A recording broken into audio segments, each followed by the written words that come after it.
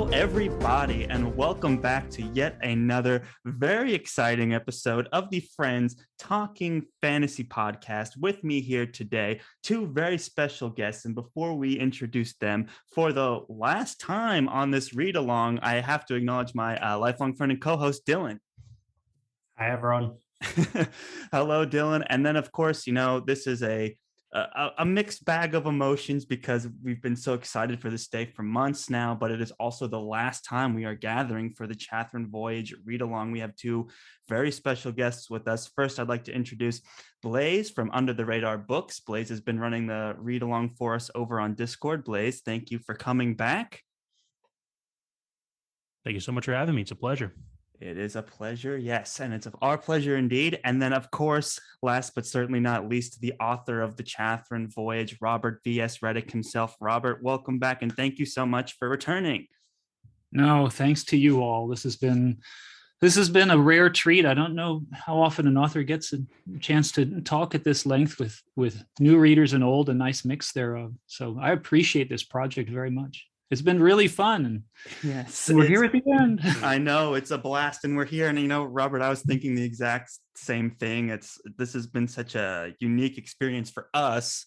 We've been able to talk to authors before, but we've never had the privilege of getting this, deep into it, each book, in bringing in fan questions, having the Discord, having the read along the whole time while I'm reading, just being able to message you. It's been really excellent. So, before we get any deeper, we just wanted to thank you for your time so far and for your bravery for showing up today.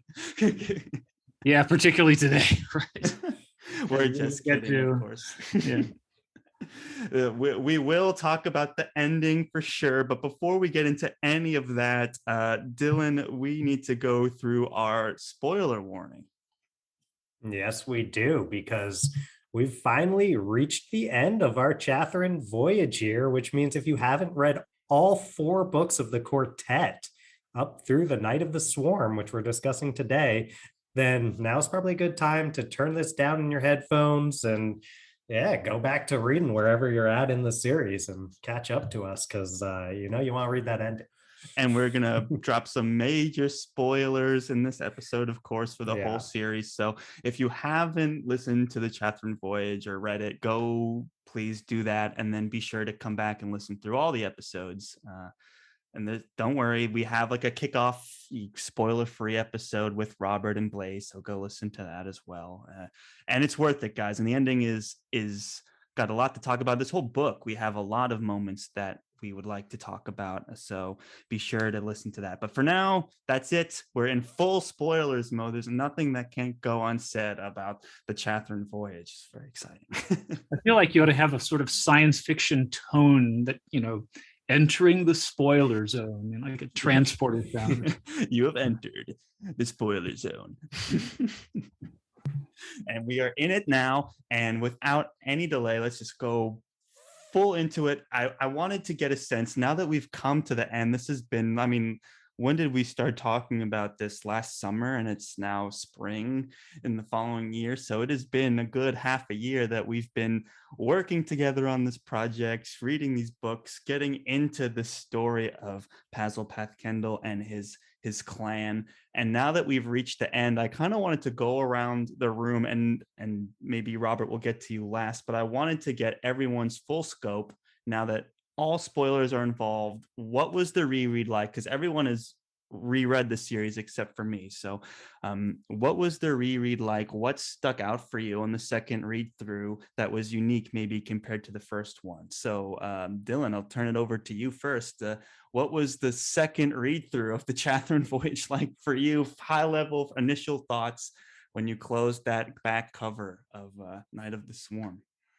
Yeah, well, I'll say the biggest thing that sticks out for me about the reread is just being able to do it with you guys and Robert, of course, because it's such a different experience to do it with friends, to get to talk about with friends, and then the privilege of having the author himself to bounce things off of. Like, I remember the first time that I was reading through this series many years ago at this point, I'd come across things and the ending especially, but also just moments along the way where I'd be like, oh my God, how did he think to do that? Or what made him decide to go for this twist? And to be able to actually bounce that off of Robert himself has been so cool. And listening to his process is just a very unique experience. So of course, I love these books the first time.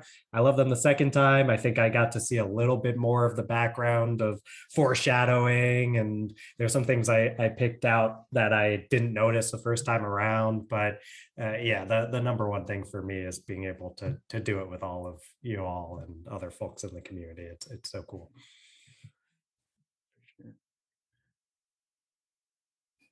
With me rereading it for the second time, I noticed a lot more of the hints that were scattered around through each book. That obviously the first time through you don't know what you're looking for, so it's a lot harder to see that. More character backgrounds and interactions you pay closer attention to, especially Pazel and Thasha, but especially in the last book, learning a lot more about Erethuzme and what makes her really tick and what's going on with her. I didn't really pay too much attention to the first time, but the second time you really get a deep understanding of just what's at stake. More character relationships, especially Pazel and Ignis Chatfellow, Pazel's parents' relationship and his relationship with his sister, how he loves her so much, but they're just so disconnected because they haven't seen each other for years. It's a fantastic playthrough, and just can't thank you enough for this. That's well said, Blaze. And now, Robert, I know you're rereading it, but you've written it. You've probably gone through the story countless times in your head. Now that there's been a few years since Night of the Swarm was published, and you've had the chance to read it along with the fans and appreciate it from a reader's perspective, has there been anything that's kind of stuck out for you this time around? Yeah, I guess a couple of things, but one is I'm older now and I don't know where I got that much energy to do books. At I guess the level, not be too humble about it, but at a level of quality that made me happy as a writer, but at that speed. I really don't know that I could do that now. And it made a huge difference that I was able to stop doing anything else during the writing of the 4 books. And I meant that just in an employment sense, but I should probably say in every sense, as my long-suffering wife could probably tell you. And, I had a feeling when I finished The Night of the Swarm. I think it was actually when I finished the first solid all the way to the end draft, there was a moment I sort of pushed back from the computer and raised my head and thought, I've been away in my mind for years and years, and I'm not sure what went on in my life other than writing these books. And that was, so mixed with the pride of having written a complete series was also this kind of a moment of being really disconcerted, I guess, or just, startled that I could go that far away in my mind. And I think that, it was necessary to do it at that speed with that intensity and still be happy with the result. But I was also aware of, there's a price to be paid in your day-to-day life for that. So that was one thing. And then just, looking at the books itself, I think the one thing, particularly with The Night of the Swarm and maybe also book 3, The River of Shadows, was that when they get to the Southern Hemisphere, I think more than I realized until with this read, I have a series of set pieces in a way that I had known all along that I needed to make the Southern world, which had been lost for centuries, really strange and new. And I guess the way that it feels like I did that was that each sort of station stop on their journey in the South becomes this kind of all-consuming thing for a chapter or two. And that stood out to be more, I remembered my editor at the time, Simon Spanton in the UK, he said, your set pieces are really something. And I was like, oh, thank you very much. I forgot about it. And then I realized he's also saying you do a lot of set pieces, meaning you're like, and now we have this kind of writing. So you learn things in retrospect. So. Wow. And I can see that completely. As we finished the series, like you said, it's the set pieces, but it's every conspiracy on top of conspiracy, and then the predicaments that they're in and the magic system kind of loopholes that they're stuck in. Is the elaboration. To me, it's the ambition of the story that, it's interesting you say you put your whole self into this during the writing process, because to me it makes complete sense. Because I could never imagine even thinking of this, let alone being able to put it to paper as eloquently as you have. So the fact that we go from, a tar boy in the city jumping on the ship to a whole other world, to the state of the whole world, to like this beautiful love story at the end, it's really, you see the commitment. And one of the things that I admire, not only have you committed to this vision, but it's also incredibly unique. I feel like there's so many times you read books that were kind of calculated based on what's popular and what your readers are kind of expecting, and what maybe a reader would be expecting coming as a fantasy fan to come into a story. And I just feel like, sure, maybe we would consider those things, but I feel like the story is so your own vision. Did you ever feel at a time writing this story that you were kind of going against the grain? Am I off base to saying that? Or I just feel like you committed so much to making the story your way that you maybe would have made what could be considered by some people an unpopular opinion. Did you ever feel like you were writing anything controversial throughout this series? Yeah, I did at times, I guess. And thank you for the things you said. I mean, it's a very nice reading of it. There were at times, but it was, in a couple of ways. I know that at one point I became kind of aware that I wasn't writing, I think at one point there's a section where I sort of lampoon tropes of writing, that in a metafictional chapter, where the editor is saying, "Oh, all right, reader, if you're getting bored, here's some other things you could read," but they're very sarcastic suggestions, right? But there was a little like tiny, teeny weeny nugget of seriousness in that chapter, and that I thought this is not a quote adventure for boys, unquote. Not that I'm trying to say that it's not for men or boys to read, but not in that cliched sense, I hope, right, of like, let's go kill the great scaly thing and hurrah, hurrah, beat our chest kind of stuff. Right. So, but on the other hand, there is a lot of that kind of fantasy, adventure, violence, battle stuff in there. I guess I'm not answering your question exactly.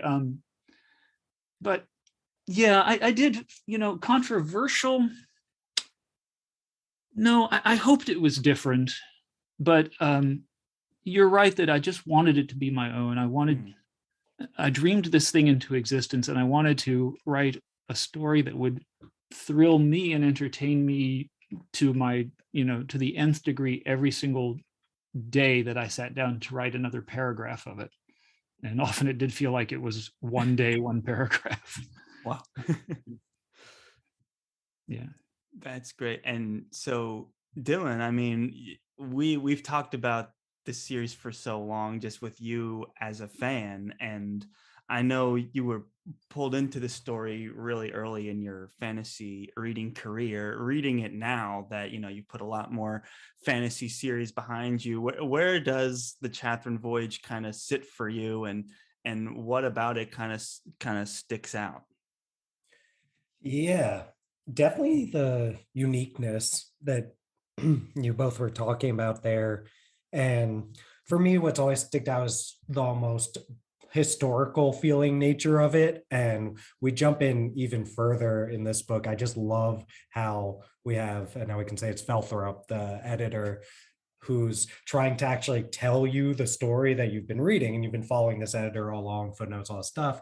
And then you have this almost meta element of the full breach society and all these things coming out. So speaking of a controversial book, if it wasn't controversial in real life as much, it was definitely very controversial in the world of the Chathrand voyage when Felthorpe was writing it, because I just love these things that make you feel like the world is so fleshed out. And I think even more so, having read more fantasy books since the first time I read the Chathrand voyage, I've come to appreciate the world building and just how real it all feels, how thought out. And it's a rare book that's able to flesh out such a huge world with so much going on and so many characters, and make you feel so strongly for everything that's happening. So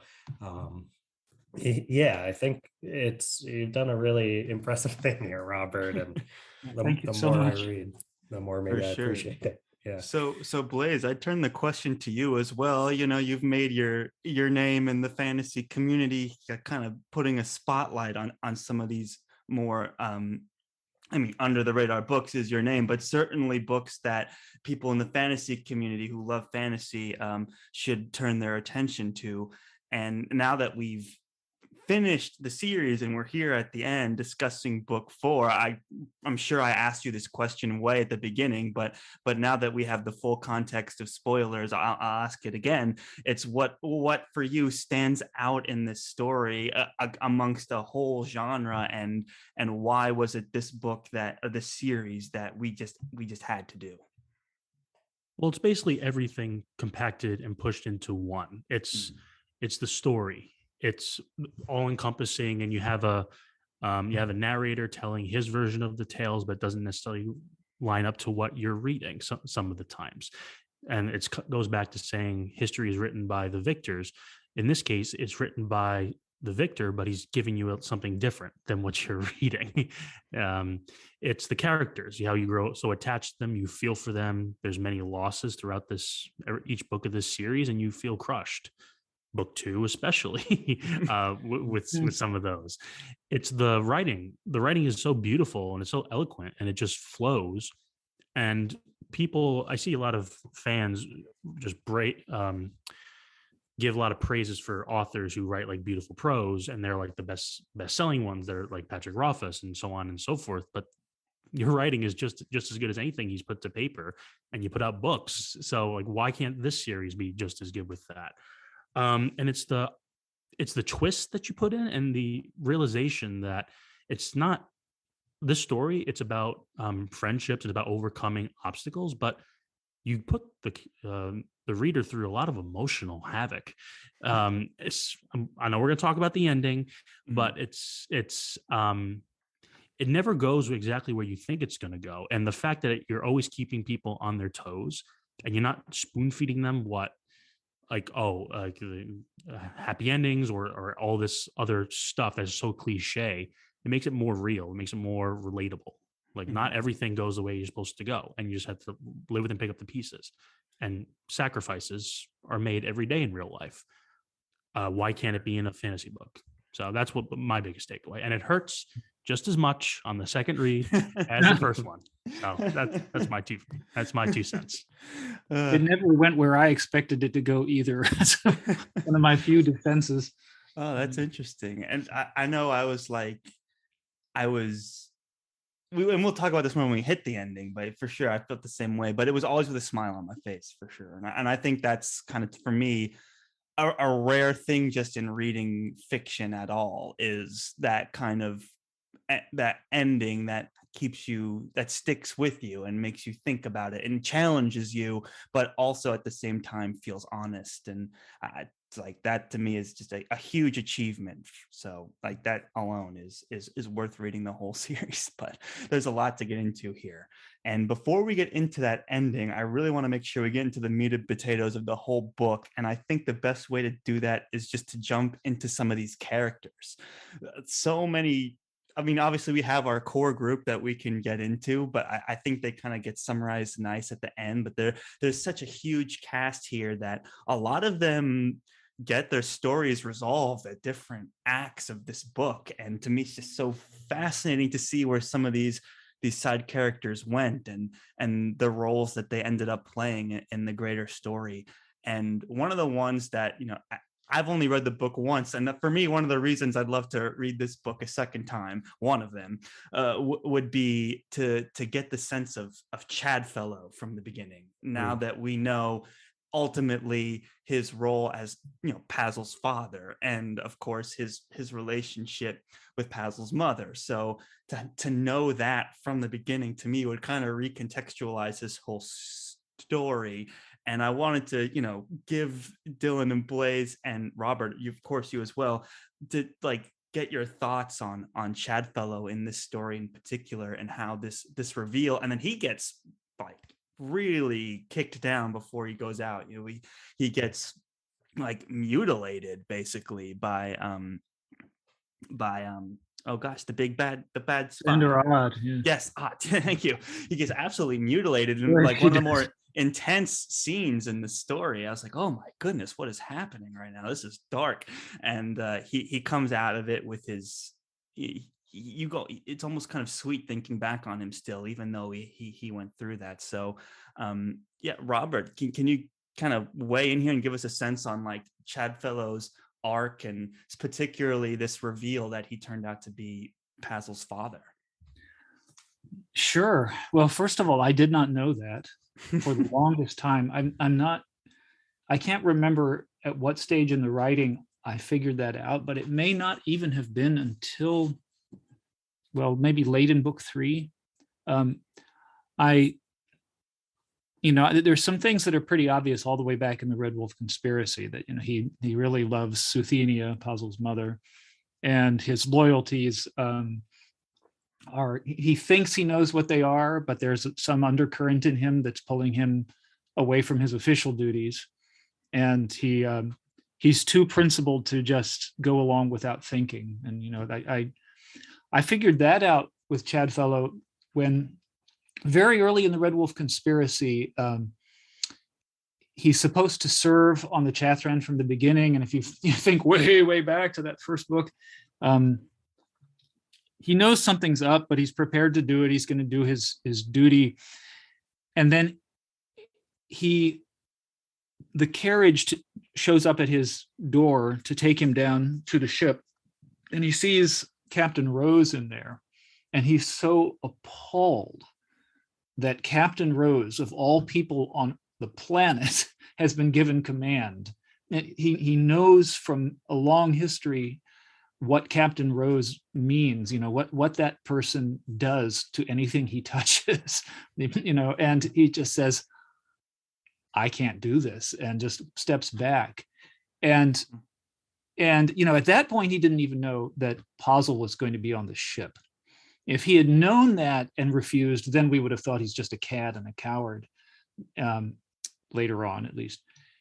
But at that moment, he was saying, I have something else to do that, is more noble. I'm going to have to fight whatever is going on. I'm going to have to find out, go to the emperor, use all my connections, and put a stop to whatever this is. And so that was the moment I figured out that you've got somebody, whatever else he is, and I still didn't know, he's got a core kind of honor inside him that he's struggling to hold on to. But I also knew that he just had not been good to Pazel. And at least, from Pazel's point of view, there was something very, very wrong with this relationship. And, he couldn't count on him to be there, at least the way Pazel saw it. And we slowly find out the very narrow path that Chadfellow had to walk to sort of hold on to any honor. But, and yeah, I think it's a great balance of his characterization. Yes, this is a man who's well educated, does things very proper by the book, whether he's practicing medicine or navigating politics. Honor is such a core piece of that. Yet at the same time, Ott labels him a traitor, and then you find out that he was actually the father of Pazel. So it's like, oh, here's a man who put this character forward about himself, and then the more we learn about his intimate details and just like mirrored with the way Ott treats him, I thought was wrapped up so beautifully in this story. Well, thank you. Yeah. Of course, the proper one and the honorable one has to fall for the wild one, the Suthenia, the witch who screams in lightning storms from the roof of her house. And so, right. Absolutely. So Blaze, another character I want to make sure that we talk about is one that you have been championing from our Red Wolf conspiracy chapter. I'm referring to, of course, of Captain Nihilus Rose. We had to me, a very surprising ending for Captain Rose, but I want to hear from you, Blaze, like more insight into, how Rose continued to stick out for you as this standout voice in the series, and your reaction to his untimely end on the Chathrand.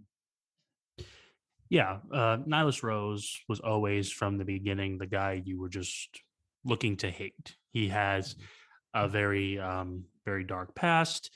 He has his own inner demons, especially with his father. He's seeing ghosts of the ship. Especially, I found it very, very interesting reading again what the fourth book, The Night of the Swarm, how the secret compartment, how he was talking with the prisoner. The name's escaping me right now. How he's having just the inner demon. The Moxlar. Yeah, the demon in the. Wow, I'd forgotten about that. Yeah, I forgot about it as well on my first read through. But going back to that, time with that guy. Yeah, going back to it and their interactions, how he comes to the realization of, he's obviously crazy, but he needs to make like a bargain and a sacrifice in order to push everybody forward. And the ending, it's for him, it's I don't know if it's bittersweet to say that, but it feels like his character came to like full circle in some respects from where you first meet him to how it ends. So yeah, I feel like you gained a lot from reading him, and he's grown so much, not necessarily in the ways you would anticipate, but you just feel for him on some level, even though he's kind of deranged and he has like a very, very dark side, especially book 2 with what he does to Puzzle and his friends. But it was great revisiting that character. Well said. He does have that kind of unhinged quality, but yet he is the one that managed to navigate the Chathrand through previously considered unnavigatable waters, and he's kept his crew alive, and he negotiated with the Moxlar for the fake millstone, like you said. So that those moments that shine through for him, and then he gets some validation that he's not like just seeing things and talking crazy. You learn more about that he can actually see and talk to ghosts, and his relationship with them, and his brush with death earlier in the series where he came back as well. So it's just a really fascinating kind of balance of his characterization with like, is he crazy? Is he not? He's kind of wild, but he's using his wisdom and experience from all of that to actually keep the ship floating. Not an easy task in this series. So yeah, I agree. It's really, really well done character. He was really, really fun to write. He was just so much fun to write. I mean, I often feel like the characters who are unhinged enough so that they might do anything are the ones that I just can't wait. Oh, here's another chapter with that guy, or that, that woman. But yeah, I wish he were still around to write more. I have I'm not one for writing prequels. I've never wanted to, but if I was ever going to write a prequel in this world, it would be the early days of Captain Rose or earlier. Although it's very hard to imagine him young. He might just be not that much fun to be around when he was in his 20s, even to read about. Just such a dysfunctional wreck of a human being. He's come into his power in a way by the time he gets to this book. or this series and the timeline of this series, I guess. But and I don't know, I think it was also fun to have somebody to work with who he just had this pride that was mostly undeserved. But as you say, he had skills. He's really good at some of the things that he's good at. He's not the sort of demigod he tends to think that he is. And yet I guess I also feel like it's one of those protest too much behaviors where the more he kind of struts and shows, tries to show how in command of everything he is, it's both he and hopefully the reader see the limits of that all the time, I hope. But it's it's too bad he's gone. I was gonna say, you mentioned you enjoyed writing him so much. I wonder what it was like writing those final moments. For me, they came so abrupt. I just wasn't ready for it when he was fighting with Ott, and same. He had just negotiated this. Now there's this fake Nilstone out there, and you're like, oh, this is just getting started with him. He's going to pull the old switcheroo, and then that whole plan immediately becomes undone in these moments with Ott. I would love to get some more insight into that final scene for Captain Rose. Oh man, that fight between those two, Mm-hmm. I didn't know who was going to win. I mean, like sentence by sentence. Wow. I did think, could they both live? And it's like with the death of Diadrelu. It's really the scene teaches you what it needs, I think, as you go along sometimes, as you're writing it. And maybe it's as simple, to not make it sound so mystical, but it may just be that your mind is a few pages out ahead of what you've actually written, and you're kind of experiencing that at a semi-conscious level and realizing, no, that won't work, or yes, that might work. I don't know what the process is exactly, but I do know that it was only in the actual writing of the scene that I knew for sure this can be real this way, and this other way, even if I wanted it, I can't make it real. Wow. And so, but I didn't know, because I knew I didn't want Rose dead. I guess it would have taken some major acrobatics to have Sandor Ott die because of things that happened later that were kind of, for some reason, clearer to me. But no, I wrote it and was hoping somehow that Rose was going to get to walk out of there. I felt like I was watching it happen and saying, "Come on, man, come on, rooting for him, come on." And then at some point, it's like, he's not getting out of here, is he? Oh wow! Damn it, he's not getting out of here. And that was the reality. That's what the only thing that would crystallize into reality of the writing. And wow. I was stuck with it. Wow. So, and it was sudden too. I thought maybe that would be like 3 pages from the end of the entire quartet or something like that, rather than it felt early. It's like, bang, gone. So, yeah. He puts up a better fight though than I remembered him putting up against Dodd. I was like, he almost had him for a second there. A little help from Snoraga, but I forgot it was a good fight. So I could tell you were pulling for him. And I'll also say he gets some redemption because the fake Nilstone does play a role with Makadra and all that. So I think that in the end, I like to think that Rose lived up to his wolf tattoo, and had to really be a part of the team. I can say this too, Captain Rose is dead, but his works live on in what's going to come in the future. Wow. I don't want to be more specific than that, but okay. He has not left his last mark on the world. Wow. I'll have to come back to that later. That's mysterious. That's been, and this is what's so rewarding about being able to talk to Robert throughout this whole process, because something I've started to kind of learn and admire about this whole process is there's so much time you've dedicated to plotting and preparing and planning. We've talked about your multiple different calendars that you had going, and basically your encyclopedia and your maps that you had for this whole world, how much you planned in the Chathrand voyage. And then you get to a moment where a main character might die, and you're writing purely out of inspiration, no plan at all.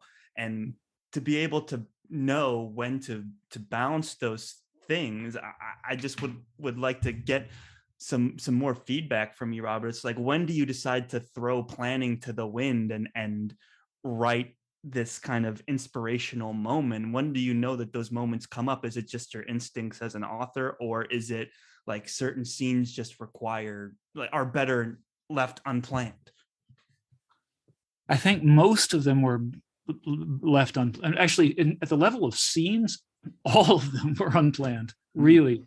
I mean, it's sort of just like, I don't know about the level of scenes, but overall plot movements would be like, like when you're nearsighted a little bit and you take off your glasses and you can see that there's, people out in the yard. I'm looking out my window as I say this, right? And as they get closer to you, you can see their identities. You can see what they're doing and so on, what they're wearing, what they look like. But when they're at a certain distance, all you can do is tell that they're there and sort of where they are. And, so like with this series, I had a map of the world, a very vague map. I knew where that ship started, and I knew literally the very island of Gurashal where it ended, and that the story ended there. I had only very rough notions of what would happen along the way. I mean, in big senses, I knew the war was going to get resolved somehow. I knew that Puzzle and Thasha and Neeps would be going on these intertwined arcs, almost right away, certainly within about 100 pages into the Red Wolf conspiracy. I knew that there was a relationship between Puzzle and Thasha that was going to be fundamental.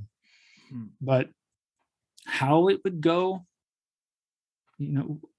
no, I didn't know. And really, I didn't know who was going to be alive at the end. That just very, very slowly came to me as I went along. Like I said, Diadrelu, I loved her so much as a character. She's just so, gosh, it was great. Every time she was there, I felt, here's somebody I wish was at my side in my life, because I would be a safer person and my world would have order. And, anybody lucky enough to have somebody like Diadrelu on their team is going to kind of be better off, right? Right. And then she died. So, too good for this world. She has her moments though of coming back and having some of those nice touch points in her arc. But man, there's so many more characters. I want to make sure we take a few more, and maybe Blaze and Dylan, I'll let you guys pick a few. But Dylan, I'll start you off, just so I'm not putting anyone on the spot. I remember our last book where I said I had a hunch, right? Our last discussion, we came together as I have my suspicions, and then right after we finished recording, I texted Dylan, here's my guess, if you will, for who the editor is. And Dylan, can you please validate that I was correct in my guess of who the editor's identity? I was very surprised when Charles said it'd be Nada, and I was like, no, I didn't. No, I'm just kidding. He got Felthorpe. I guessed it. He got Felthorpe. Yeah, he knew. I was just trying to imagine that. Nada. One, yeah, I can't really imagine Nada being the editor, but yeah, Charles, you were able to pick out good old Stargraven. I mean, he's got that scholarly nature, and I think, I could throw it back to you, Charles. How it was possible. I could have never guessed how, but I was like, this just seems like the right guy for the job. There's got to be a way in the process that it was able to happen, that this poor rat becomes a person and writes a story. Like, that was the thing that kind of threw me when we had these moments of the societies and all that.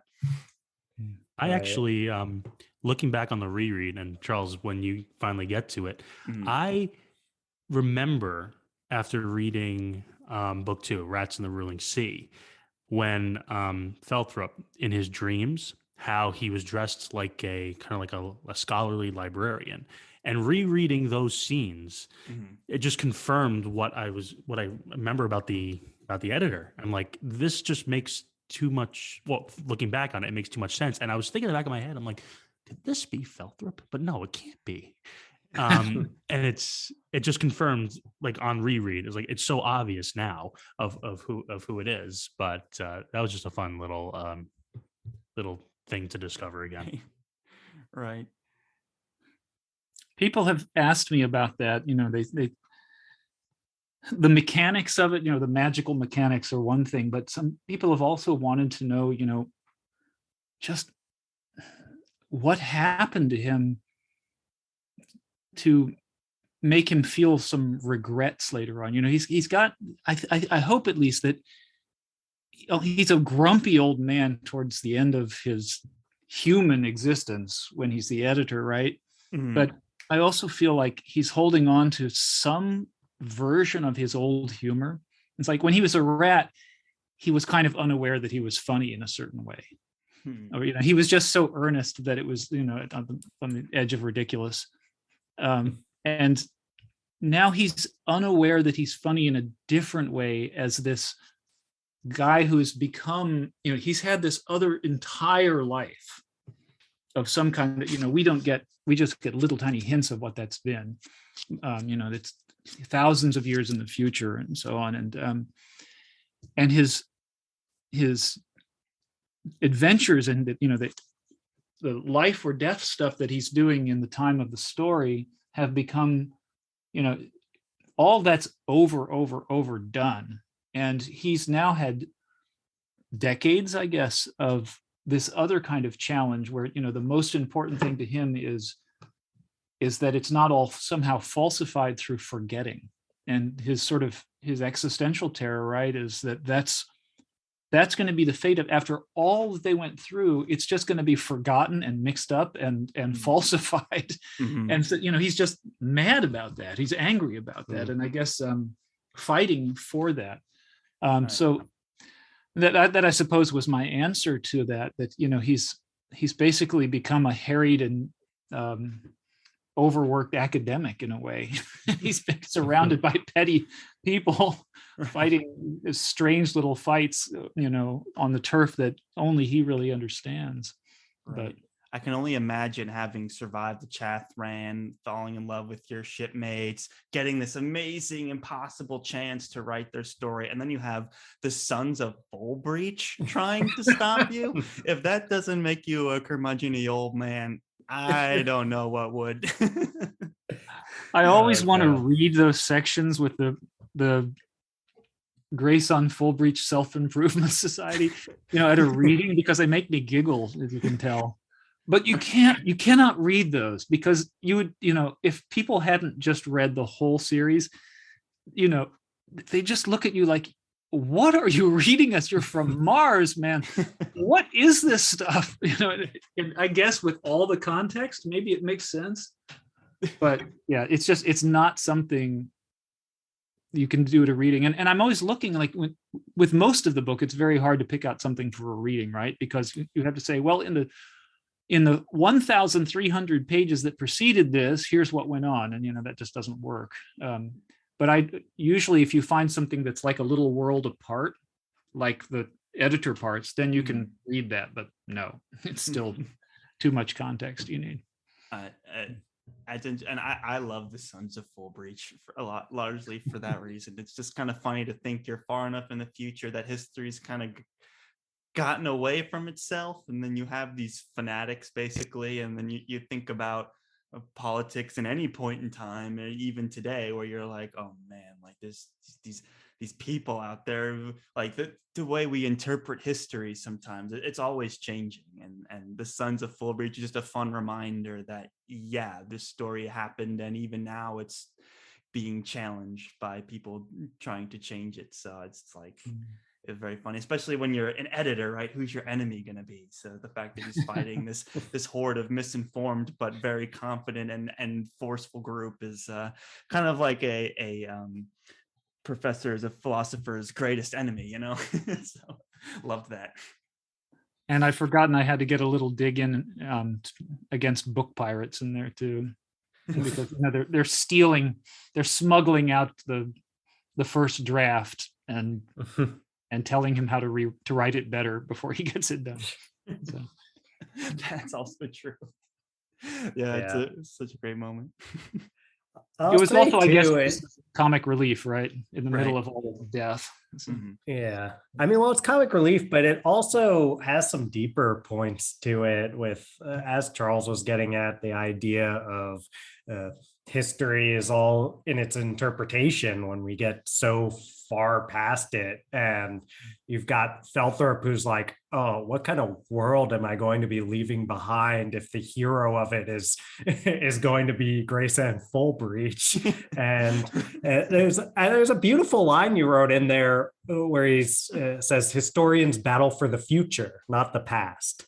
And I love that because it's like the values of the Fullbreach society were like, well, Fullbreach is clearly the hero because he's the only one who is ambitious and trying to promote his own self-preservation all the time and had no loyalties.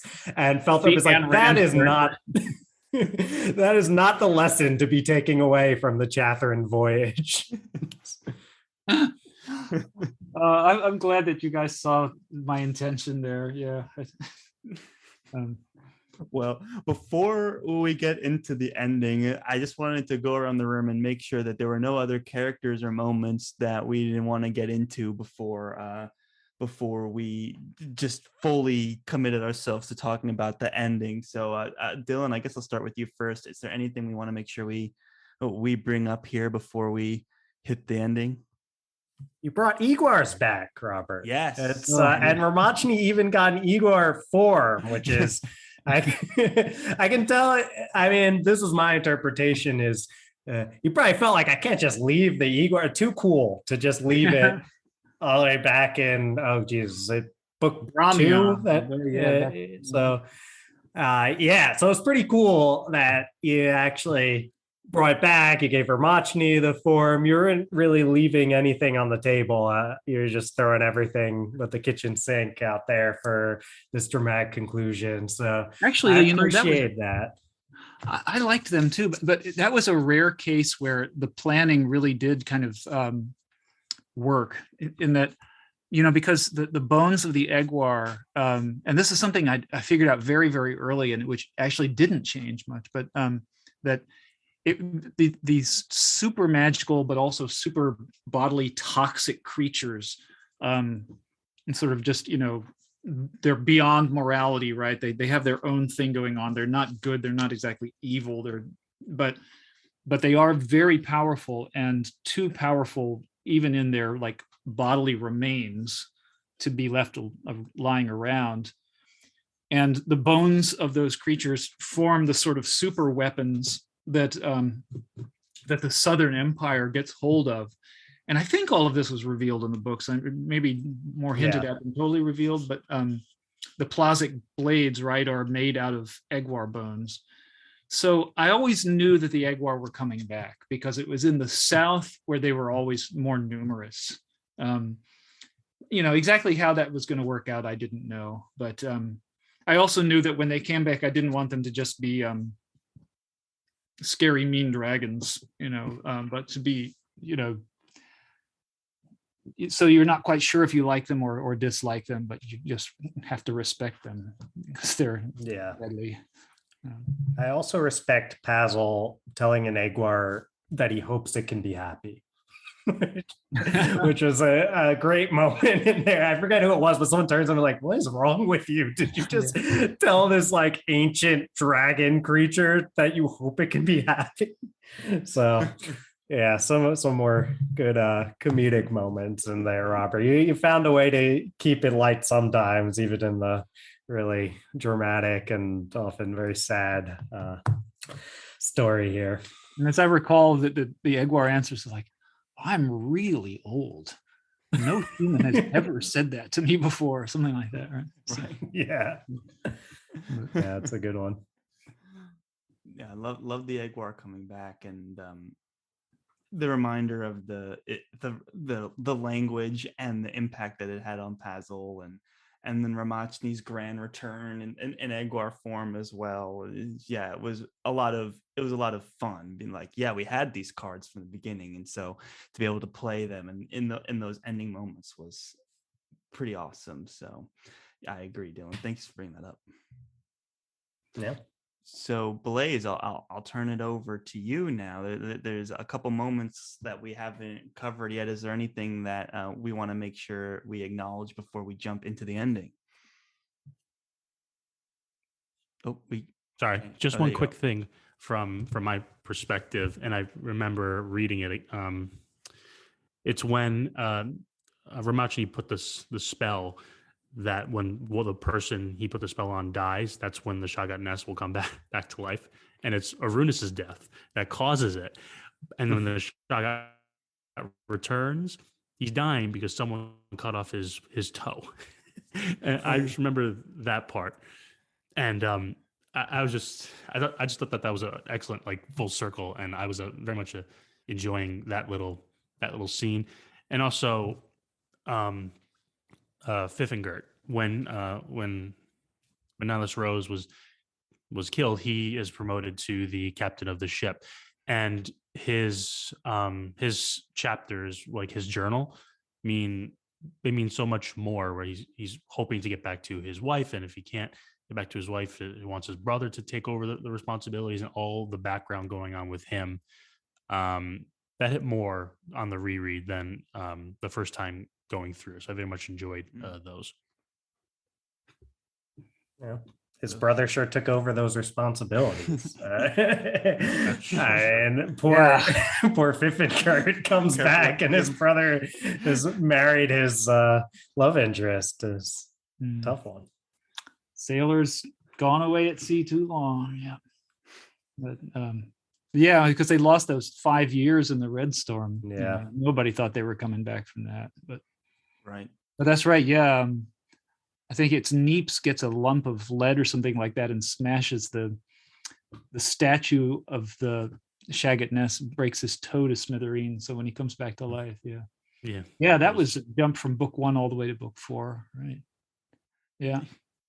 I wanted to just mention how much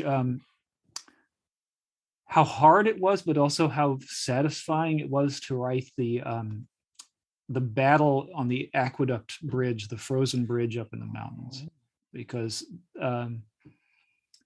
that definitely a set piece, right? Like I was saying, but I'd love, I'm usually just buried in character, but I really loved setting up all the complexity of them having to fight their way across that frozen bridge. And that was something where I diagrammed it really, really carefully, that it's flowing downhill or, downstream because it's an aqueduct. There's, this rupture in it here, and there's ice here, and there's, these forces hidden out of their sight on the far side, and how are they going to do it? And I really enjoyed that. And then also just really briefly, Ularamith, the homeland of the Selk. That was a oasis of peace in the middle of the last book that was bittersweet when they had to leave that for me. And I really, I felt like I was exploring that and sort of restoring my own batteries along with the character, and in every chance every part that stayed in the book that was set there was just fun for me, and also to think that there was so much there that was still just didn't need to be on the page, but where there were secrets there that we'll never know because we can't go back there, right? But that I was happy that I got to at least think about and imagine and give little hints of in the distance.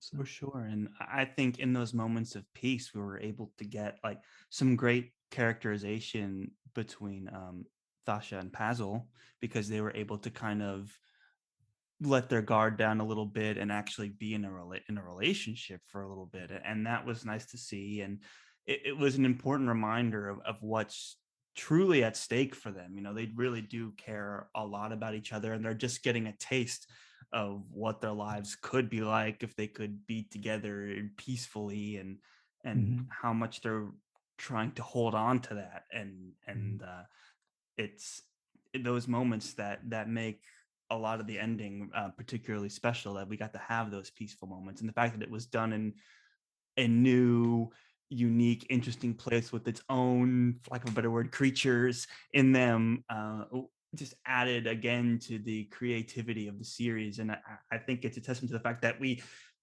have so much more we could talk about. This could easily be a 4-hour long episode of just getting into all of these really interesting scenes and moments. It's incredible, and that moment did stick out to me as well. And I just really enjoyed seeing Thasha and Pazel being together without having to plot the next move. Oh boy. Well, I think we're at this time, Robert.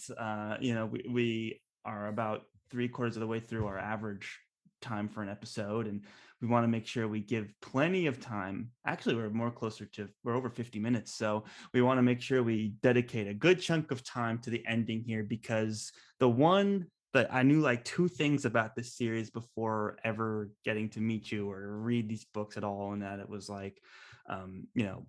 really takes place mostly in this really interesting ship, and then the ending is really impactful, and you have to experience it. Those were literally the 2 things I knew going into this, and I can see why.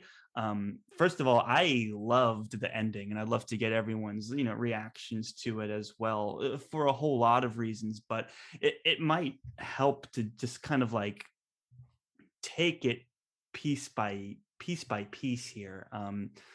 The one thing that I loved, and again, I'm going to pat myself on the back here a little bit, was the quote that I had read and highlighted for our book 3 about how love is fragile, and it's it's going to break, and that's part of the beauty of it and all of that. It's a really beautiful quote. It's exactly what Pazel is reflecting on before he speaks the master word, and it's, to me, the whole build up to this whole as long as we're together we can conquer anything, and then you get to this point where it's wow, I have to let these people go, and that's the overall what love is. And then the fact that we get to the end, and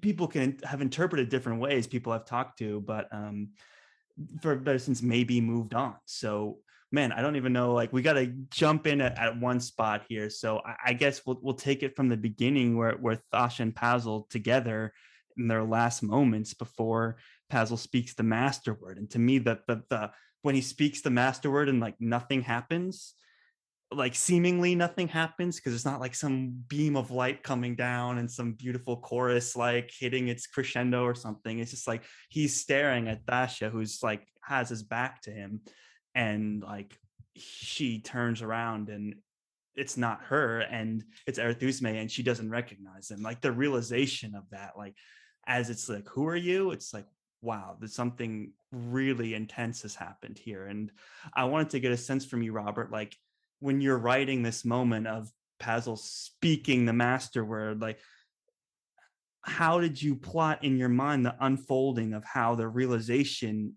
sinks in and impacts the reader of wow, everyone has forgotten him, and all of his relationships have been pulled out from under him? It's why have we what was the inspiration for those moments, and what was it writing those pieces?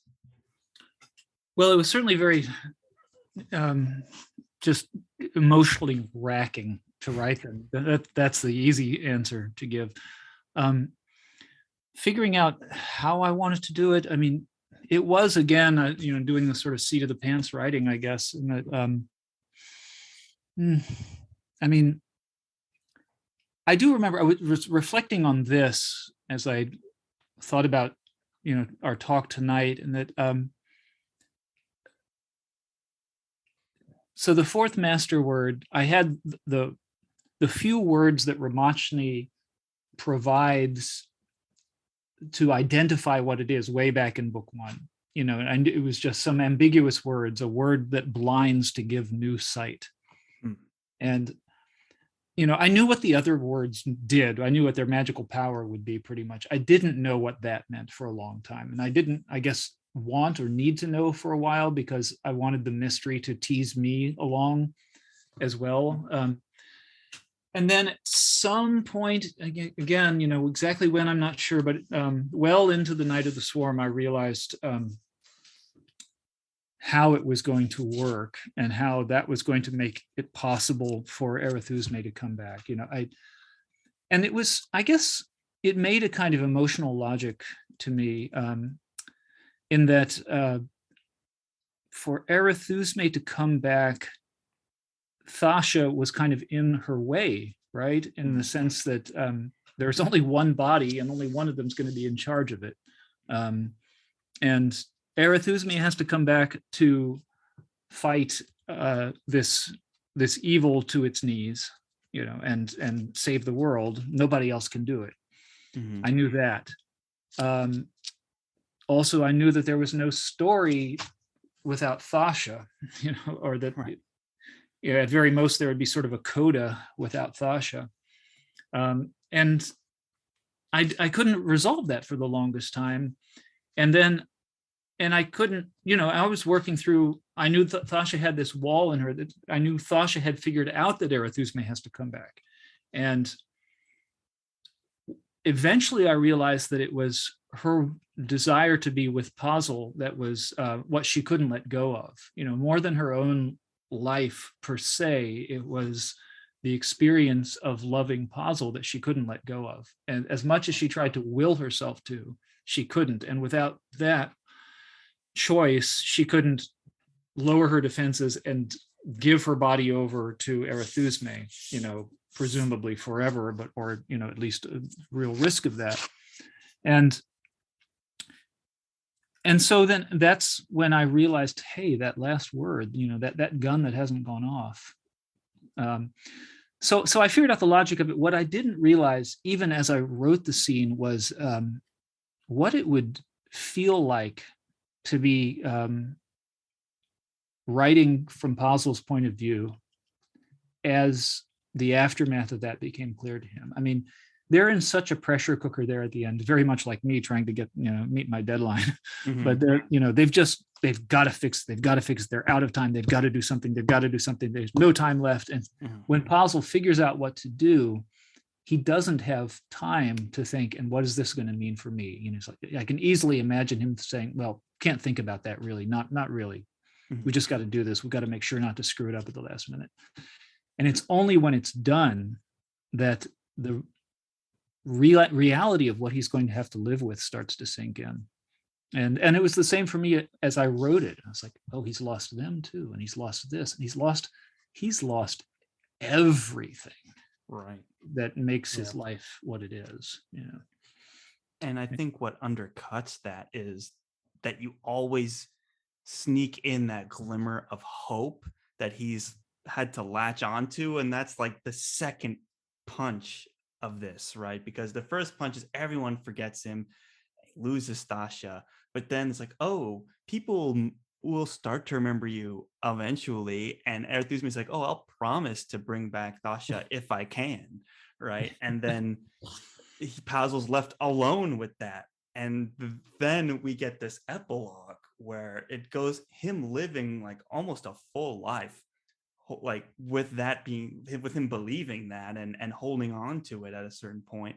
And that is just, to me, so fascinating, because this idea of like hope is a wonderful thing that we hold on to, and it gives us the power to fight and all of that. And now the fight's over and he's still holding on to hope. And it's, it's driven him to something like he's drinking his sorrows away. Essentially, he's resorted to kind of first he traveled the whole world. He got to live his dream of being with his father, air quotes. And everything just left this kind of neutral taste in his mouth, and I think introducing that glimmer of hope was so fascinating, and also this compounds this element of tragedy to poor Pazel's life, and the epilogue is sad, but it's beautiful at the same time. Thank you very much. So, Dylan, what was it like for you going through Pazel's journey, realizing that his last masterword left him alone for so long? What was this ending like for you? Absolutely brutal. I mean, and I forgot how hard that part hits. Like, I always remembered how hard it hits that he loses Thasha and he can't really go on, but I forgot how hard the part of losing everyone hits. And we've talked about this book, so much of it is about the friendships and the camaraderie and the relationships, and you earn that so much, Robert, over the course of 4 books for Pazel, and especially those last couple long books. And it's all building these relationships, and then in a moment you just wipe all of that away for Pazel. It's so brutal. And just to have him walking up to Neebs and he's like, "Hey, stranger, are you a tar boy?" And it's like, you two have been through so much together. To be getting called stranger is brutal. And that was weird to write. That was really weird to write. And the performance too, you have to write into that, where how it, like, Neebs is acting almost uncharacteristically, because it's how anyone would talk to a stranger, right? And to get that coming from a character that we've known so intimately is shocking. Yeah. It's speaking of the glimmers of hope that Charles was talking about, I'll say too, I forgot that you put in earlier this red herring, where you're like, "Oh, if you all hold hands together, and you just need 6 of the 7 people who have the right." Yeah. It's like who have the tattoo, and you all hold hands with with Nihilus Rose, then but whoops, they're dead. You'll be able to hold the Nilstone and save the day without bringing back Aerthusne. And then you kill Rose. So part of obviously we hate losing Rose just because he's entertaining and interesting, all stuff, but that actually dashes that hope that we had, that we we're going to get this everyone holds hands and sings Kumbaya ending.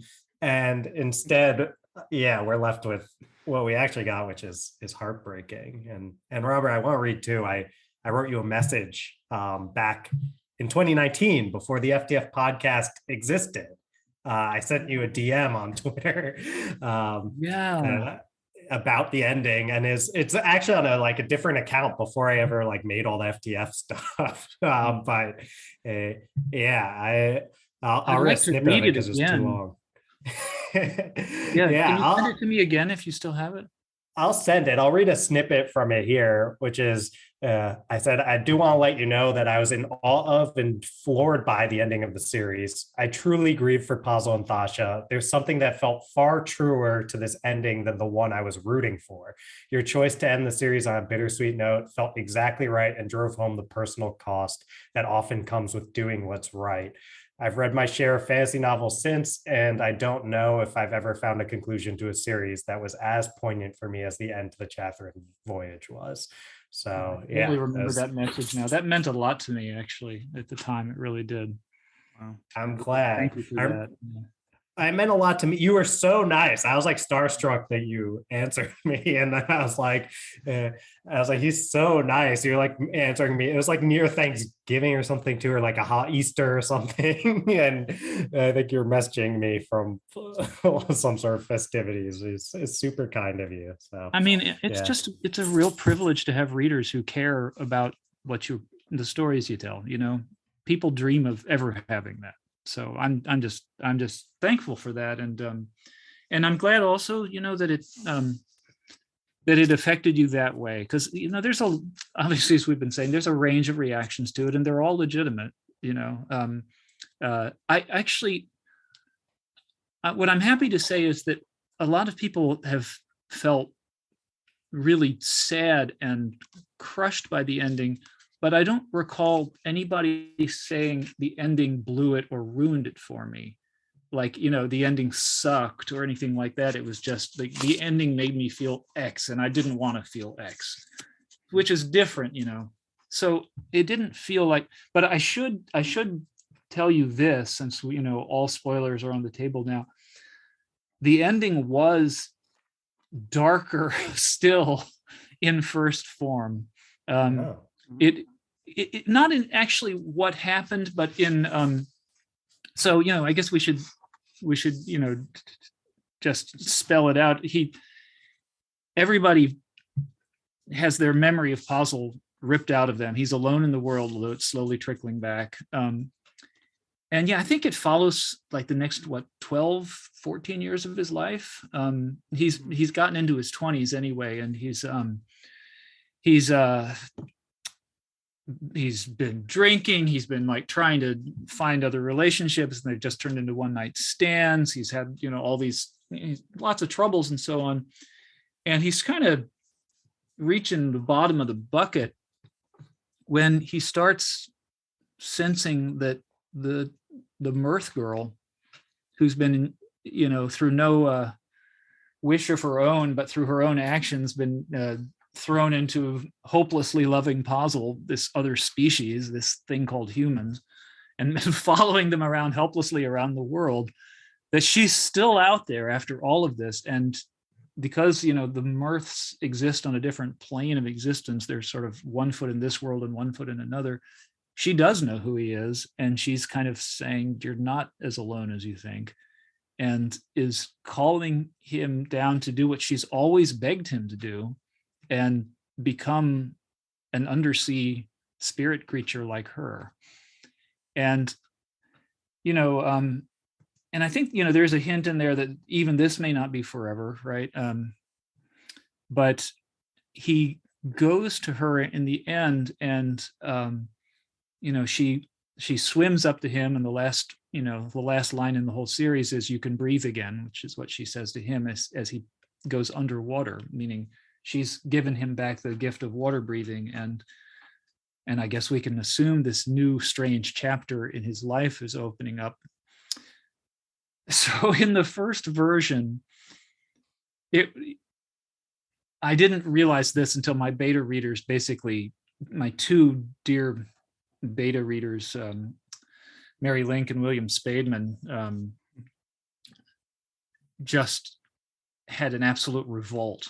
And they're like, we got to talk right now. We're coming over. And they pretty much did. And they're like, you can't do this. This cannot be. Because in the first version, as they pointed out to me, it was very easy to think that Klust wasn't even actually there, but was just a hallucination in a very drunk, sick Pazel's mind, and that he was just drowning himself. And the whole story ended with him just dead and drowned, which was, I didn't want that to be a reading of it, right? But I saw that, they were right, and that could have been. So I made it much more explicit, I think, that Klust was truly there. And yeah, so you got to bless your beta readers too, because I would have hated to do that to the readers, to all you guys, to just, make it seem like Pazel just killed himself. I would throw a book that did that across the room and never think of it again, So yeah. That's interesting because I know some people still are holding on to hope about that ending, even because it's like, oh, Pazel we think is off with Klust now and they're going to be in a relationship now, but such a interesting glimmer of like trying to move on. At some point Pazel's able to literally let go and can finally breathe again, right? Which is like this double meaning to these words is so well constructed, and the fact that he's able to find a new life with someone else after all those years it's sad, but it's also like kind of relieving in a way, because he is able to like not just be suffering this whole time. He's able to actually move on. Poor guy. Yeah. Right. And I should say, I think I mentioned when we did our very first podcast, the lead-in podcast, that there is in print, so I guess it's canon now, there's this short story that is a kind of a bridge between the end of this series and what comes next. And it's called Thasha's Cure for Cabin Fever. And some of you have read it, right? A couple of you? I have not. I think Okay. Blaze, you've read it, right? I have. Yeah. Yes, I have. And it's in the book Unfettered 3, Sean Speakman's anthology. And you know, I guess not to go on about it too much, but that can at least point out that, you know, something does, that, you know, there is a big chapter in the life of Puzzle and Thasha to come. But like so many of these things that I've told you, I don't know what the form is going to take. And it's a puzzle yet for me to solve. Because sort of like, you know, we were saying about the problem of Thasha and Arethusa, and there's only one body, and, you know, she's got to come back, but she can't come back, and that sort of thing. There's a kind of a problem like that now. And that, you know, I think about what could happen next. And I'm just being honest, I don't know. I mean, I have these glimmers, but, you know, what? Am I going to give poor Kloost cancer to get her out of the way? You know what I mean? It's like, no, that's just not right. Are they going to have a wild threesome for the rest of their lives? That's pretty weird, but there's been weirder things. I don't know. But it's whatever it is, I got to work my way through that. Right. Yeah. So, and how would that work anyway, since only 2 of them can breathe water? So, yeah. But we'll get there somehow. You got to sometimes you just have to believe, you know, if you just like run through the dark, there's going to be solid ground under your feet, even if you can't see it, right? Right. Well, there's so many similar situations just in these 4 books that you've had a very similar problem and were able to overcome. So I have full faith and excitedly waiting for that day. That was actually one of my questions is what's next for the world of the Chathrand voyage? Like, where are we going to end up with them? You had teased with Rose that we may not have heard the last of him and his in terms of his actions anyway. Are there any? I know you're already trying to puzzle things out and you're leaving things open-ended. Is we can assume then that we're hoping to see more from the world of the Chathrand voyage?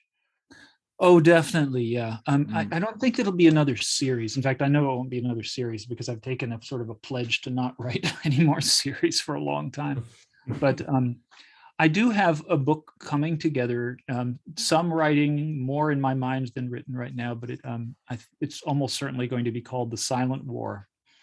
And the characters who are still alive, most of them will be back with new characters. And some of the things that were left as sort of an open wound in this book, in the grand political sense, I'm pretty sure are going to be a sort of jumping off point for that book. You know, things, we left the giant island of Gurashal kind of a mess at the end. You know, some baddies are at loose on that island, and that island is still very pivotal in the relations between the empires. And I have a feeling that that's where we start, but then it'll go crazy places for sure from there. Pat, I believe you. So now, yeah, exactly. So Blaze, as we hit this bittersweet moment, the ending of our read through, I wanted to turn it to you again and get your thoughts on this ending specifically, but also just the impact you had finishing this series for the second time, and your take on the ending and the buddy read in general.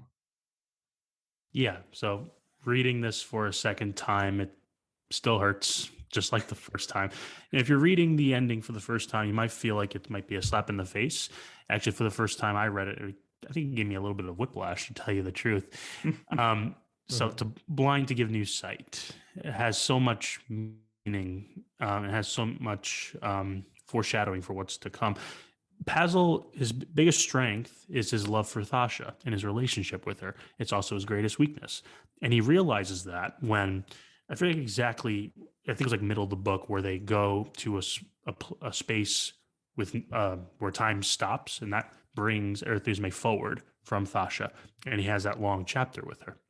He realizes that in order for the world to be saved, she needs to take over Thasha's body, and they don't know how to do that. And when he realizes that Thasha will not let go of her love for Pazel, he realized that he needs to speak the master word. And in that moment, he realizes, okay, she's not going to remember who I am. I'll be crushed, but I'll figure it out. And he had no idea the overall repercussions of what he was going to do. And I kept realizing, I'm like, what would happen if everyone in your life forgot you? How would you go about in yourself? I know for me, I would probably go into a drunken slumber myself. I don't know how I'd be able to live with myself, because human beings, were very attached to our friendships and our families. Take that away and you become a shell of yourself. And towards the end, he's reaching out for some form of not satisfaction, but friendship and relatability. That's how he finds clues. But you also, while you're in the bar, remembers him. So that's a little sliver of hope as well. And then he goes to find clues just to find some form of happiness. So it's very sad into how it came about, but there's always a slimmer of hope in how he ended up finding some happiness. So that's what always stuck with me. And yeah, it'll never change my feelings of how hurt it was, but knowing that it kind of satisfied itself, I always enjoy that, because I never read an ending like that. It's very rare to find an ending like that impactful emotionally. So thanks for writing it.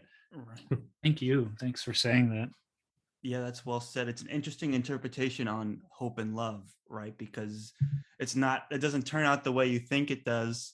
It's almost tragic, but then it almost comes back on itself again, and it's hopeful again, just in a new way, right? And even that is fragile as well. So these moments of happiness are everything, and it's a really unique take. Some, like, you spend 4 books invested in these characters, you want to see them succeed, and then it doesn't quite happen that way. How many times has the rug been pulled underneath them, and yet you're still able to conclude the series in a way that it is honest, and it's challenging, but it's honest, and like that to me is just such a beautiful thing to achieve, as an author. When you've had people invested for 4 books, it's like, wow, how could you ever write an ending that lives up to the adventure that you've gone on this whole time? It can be very challenging. So it's very impressive for sure.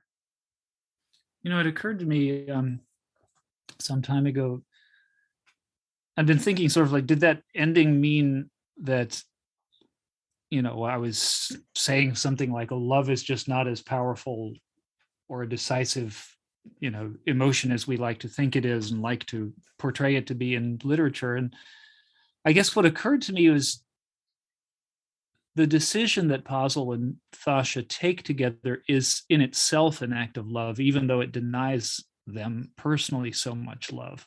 Mm-hmm. And that if they were less loving people and less caring people, then they might have been tempted somehow to, maybe that wouldn't have occurred to them to do. Maybe they would have tried to have their cake and eat it too, and the whole thing would have been a failure. But they couldn't do that, because I think love informs their ideas of who they are and how they live in the world, and it's not just getting it and having it for themselves, but preserving it as much as possible. For sure. I think you balanced the fine line, because for me, never did the ending come across as cynical or subversive. Mm-hmm. Like, those clearly weren't your intentions. And you've always described the process as like, well, I start a scene and then I write it as honestly as possible, sometimes, even against the person I'm rooting for. And that's, to me, what it comes across as, is you're writing an honest moment, and it's a difficult one and a challenging one, but you never like go full cynical. Like, yes, Pazel goes astray in his adult life for a while, but he was able to have moments where he was with his friends and with his non-biological father, and he's able to go off with Klust in the end, but it's not like, oh, love made me a miserable person in the end. I just lost it, and now I'm just an alcoholic, and there's nothing left for me. It's like, no, there is, like, life is still worth living, and it's because you loved her so much, like you said, Robert, that he even thought to let her go. So it becomes a beautiful thing and not a cynical thing, and I think that is another really impressive way to go. I think it would have been all too easy to gone like full like gray fantasy and just been like, oh, and then you got really drunk and died in a gutter. That was not what you thought it was gonna be, was it, reader? And you're like, oh my gosh. No, you can trust I will never do that to you. I may write painful things, but I won't write cynical things. I don't like Abercrombie might go there. Right. But at least he'd get you laughing. Exactly. Yeah. No, I don't write stuff that I wouldn't want to read. And I do not read cynical stuff. It just leaves me feeling too unhappy. So, yeah. Wow. Well, but guys, I will say this: the ahead, new please. Spider-Man movie stole my ending. Yes. Oh, and I mean, I don't know if we're spoiling stuff, but while we're at it, the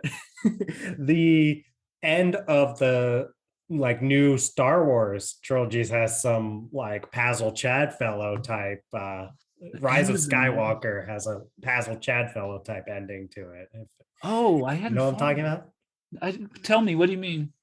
Okay, I'm about to spoil the end of what is it, Charles? It's The Rise of Skywalker. Rise of Skywalker. Yeah, the last movie. So, right, like the end of it is where Rey runs into some person on her home planet, and they're like, she's like, I'm Rey, and they're like, Rey who? And she's like, oh yeah, Rey Skywalker. That's right. That moment didn't feel as earned as Pazel changing his name to Pazel Chadfellow, but I remember there are a couple of moments where I've seen stuff, and I always think about when I saw No Way Home, I thought about here's where you wanted to be able to put a big sticker on every single one of your books saying, this one came out first, people.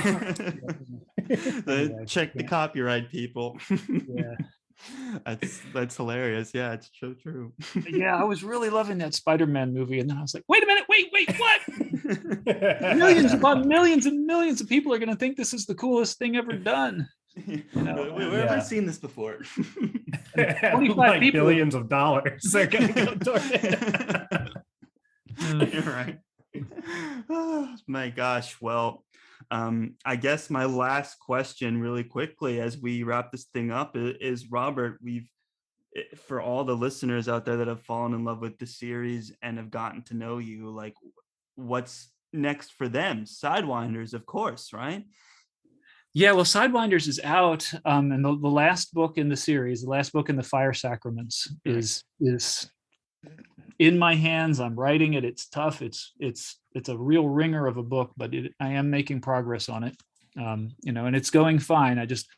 I wish every day that I could do it faster and again keep up my standards. And I'm doing the best I can, but that's going to be a while yet. But that's a very, very different series. For anybody who just knows the Chathrand voyage, that's really, really different. It's a world of very limited magic. It's much more of a kind of a grown-up war story, and I think it's funnier in a lot of ways than the Chathrand voyage. But in any event, it's a very different kind of humor, and it's a lot of light and dark.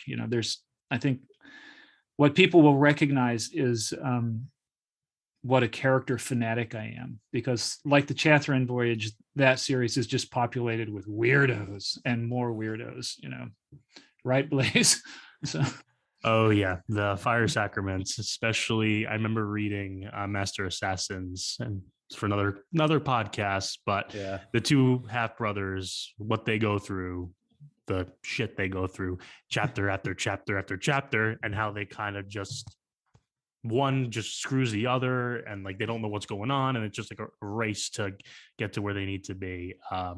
Love to go through that at some point, but it's definitely worth reading. I definitely recommend picking it up, and it's deeper too, a lot more history, and I love like how you do like the past and present of, especially in book one. Those are my favorite parts of it. Thanks a lot. So there's that to finish, and then I'm like I said, I've got this additional book set in the world of Alifros, and then the great challenge for me is writing fiction set in this world. I mean, our day-to-day world, which I haven't done in so long. And I have a novel that I'm writing about my hometown, which is Charlottesville, Virginia. It's more notes than finished text, but that's going to be in part about Edgar Allan Poe, who lived in that town and went to the University of Virginia like I did, and some other things. And that'll be speculative too. It's still a few years away, but so many books, so little time. Right. I don't think I'm going to have enough time in the years left in my life to write even most of the books I want to write. But do what we can. Well, we look forward to them, Robert. Yeah, be sure to follow Robert on social media and check out his website, robertvsredick.com. He's got some great annotations to the Chathrand voyage, and you can get a glimpse into his other works as well. Highly recommend checking that out as always. And it's we're here, guys. It's been over 6 months and 4 books, thousands of pages, hours of discussion, and we've made it to the end. And Robert and Blaze, I can't thank both of you enough for coming on to our show and dedicating time, not just to speak here today, but also to be part of the read along, and to be as engaging and as thoughtful and as open as you have been. It's really more than we could have ever expected and hoped for, and it's been such a rewarding experience for us. So thank you both so much for coming on and giving us and your time like this. It's been a wonderful experiment, and we've enjoyed every moment of it. So thank you. Well, Charles, Dylan, Blaze, this has been such a gift for me. I mean, I just can't tell you. This is really, you've helped me see what I set out to do, and tried to do through new eyes and in a level of detail, and just a lot of enthusiasm and a lot of goodwill. And I don't think people get the chance at that very often as authors. So thank you so much. This was a pleasure to be a part of, and can't wait. Let's schedule another one. Maybe we'll do the fire sacraments with Robert again. Yeah, anytime. Well, it's been an absolute pleasure, and definitely the Master Assassins podcast will feature both of you too when we get there. So it's I'm excited for when we get around to reading that one, because we love your work, Robert. Absolutely. And we look forward to collaborating again in the future. And guys, in the meantime, be sure to check out the Fire Sacraments, and be sure to check out Under the Radar Books. Fantastic blog, fantastic podcast. So check them both out. And in the meantime, guys, it's been an absolute pleasure. And we're closing the book on the Chathrand voyage. And similar emotions are coming up to when I finished the book itself. It's a big moment, but a right one. So thank you all for listening. Thank you all for coming on. It's been an absolute pleasure. And as always, guys, go forth and conquer, friends. Thank you. Bye, everybody.